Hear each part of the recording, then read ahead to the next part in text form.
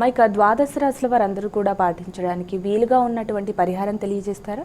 అందరూ కూడా తమ తమ ఇష్టదైవాన్ని ప్రార్థించుకోవడంతో పాటుగా ద్వాదశ రాశుల వారు తప్పనిసరిగా ఈ రోజున శివుడికి సంబంధించిన శ్లోకాలైనా లేకపోతే శివుడికి సంబంధించిన మొత్తం మనకి లింగాష్టం కానీ బిల్వాష్టం కానీ చంద్రశేఖరాష్టం కానీ అలాంటివి ఏదైనా ఇది చేసినా చాలా చాలా ఉత్తమమైన ఫలితాలు ఏర్పడడం అనేది ఆరోగ్యానికి కూడా చాలా మంచిగా ఉంటుంది. కాబట్టి శివ పంచాక్షరి మంత్రాన్ని జపించుకున్నా లేకపోతే వీలైనంతవరకు శివాలయాలు సందర్శించగలిగితే అది ఇంకా ఇంకా మంచి ఫలితాన్ని ఇస్తుంది. కాబట్టి అవకాశం ఉన్నవారు శివాలయ సందర్శన, ఒకవేళ దానికి అవకాశం కనుక లేకపోతే శివుడికి సంబంధించిన నామస్మరణ ఇలాంటివన్నీ చేయడం, ఎక్కువ శివుడికి సంబంధించినవి చేయడం వల్ల మానసిక ప్రశాంతతతో పాటు ఆరోగ్య అభివృద్ధికి కూడా అవకాశం ఉంటుంది. కాబట్టి తప్పనిసరిగా ఈ రోజున ఏదైనా శివపురాణం లాంటిది కానీ లేకపోతే కార్తీక పురాణంలో భాగాలు చదవడం కానీ శివుడికి సంబంధించిన స్తోత్రాలు వినడం కానీ మొదలైనవి చేయడం వల్ల చేసుకోగలిగితే సొంతంగా చేసుకున్న మంచి ఫలితాలు అనేవి ఏర్పడతాయి.